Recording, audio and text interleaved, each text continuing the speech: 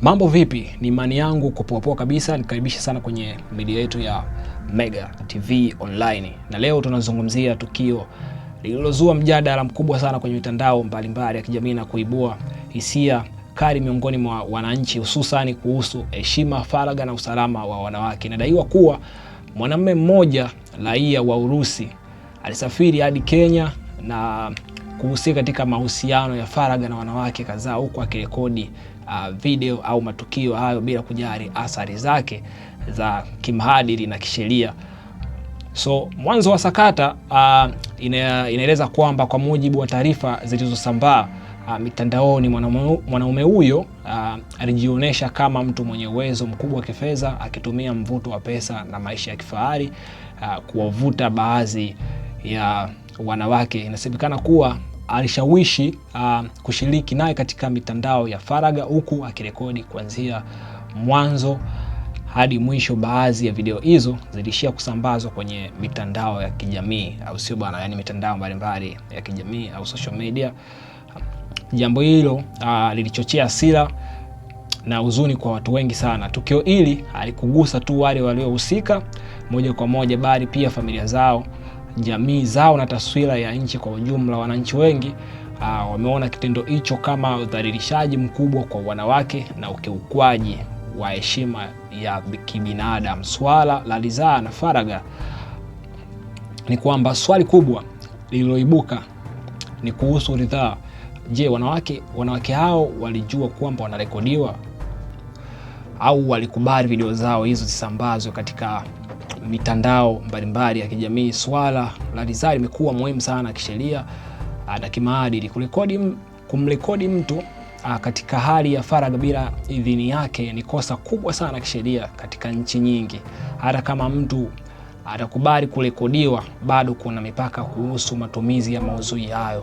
Kusambazwa bila ruhusa ni ukiukwaji wa haki za faragha na unaweza kusababisha madhara makubwa sana ya kisaikolojia, kijamii na hata kiuchumi kwa wahanga, hasa kwa wanawake wanaokumbwa na matukio kama haya.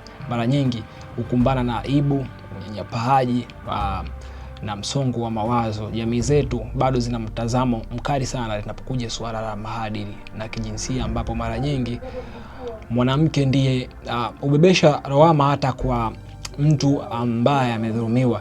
Ni muhimu kuelewa kwamba kusababisha maudhui ya faragha bila ridhaa ni aina ya unyanyasaji wa kidijitali. Madhara yake yanaweza kudumu kwa muda mrefu sana, kupoteza ajira, kuvunjika kwa mahusiano ya kifamilia na hata changamoto za afya ya akili kama msongo wa mawazo na sonona. Taswira ya taifa na changamoto za kijamii. Tukio hili pia limeibua mjadala mpana sana kuhusu taswira ya nchi na namna wageni wanavyoweza kutumia mianya iliyopo kuwadhulumu wananchi.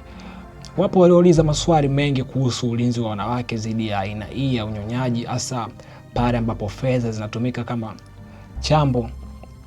Hata hivyo, ni muhimu kuepuka kulaumu taifa zima au wageni wote kwa makosa ya mtu mmoja. Uhalifu ni wa mtu binafsi, yani haupaswi kugeuzwa kuwa chuki dhidi ya raia wa nchi fulani. Sheria za uwajibikaji kisheria, kurekodi na kusambaza maudhui ya faragha bila idhini ni kosa linaloweza kupelekea adhabu kali, ikiwemo faini au kifungo. Mamlaka husika pia zinapaswa kuchunguza matukio kama haya kwa kina na kuhakikisha haki inatendeka. Zaidi ya hapo, ni wajibu wa majukwaa ya mitandao ya kijamii kuchukua hatua ya haraka kuondoa maudhui yanayokeuka faragha na kuwasaidia wahanga kupata msaada. Teknolojia isiwe silaha ya kudhalilisha, bali iwe ni chombo cha maendeleo, mafunzo kwa jamii. Kuna masomo kadhaa tunaweza kujifunza. Umuhimu wa tahadhari binafsi katika dunia ya kidijitali. Ni muhimu kuwa makini kuhusu nani unamwamini katika mazingira gani. Elimu ya matumizi salama ya mitandao, yani inatakiwa vijana na watu wazima wanahitaji kuelimishwa kuhusu hatari za kurekodi au kuruhusu kurekodiwa katika hali za faragha, kupinga unyanyasaji wa kijinsia, yani kama hivyo. Sakata hili limetukumbusha umuhimu wa kulinda faragha kuheshimu ridhaa na kutumia teknolojia kama uwajibikaji. Pia limetuonyesha kuwa udhalilishaji wa kidijitali ni tatizo halisi ambalo linahitaji ushirikiano wa jamii, serikali na taasisi binafsi, baada ya kuishia kulaumu tu na kusambaza zaidi maudhui hayo si vyema. So tuhamasishane kimaadili, kielimu na uwajibikaji, na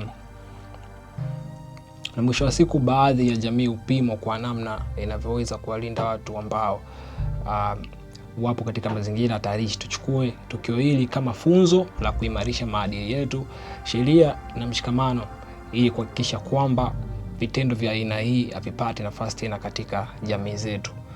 Mimi naitwa Msanuaji na hii ni MTO au Mega TV Online. Hakikisha umesubscribe kwa video kama hizi ili uwe unakuwa kwanza kabisa kuzipata video zote ambazo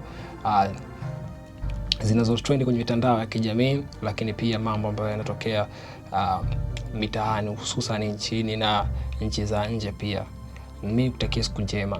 Asante sana, tuko pamoja mtu wangu. Ciao.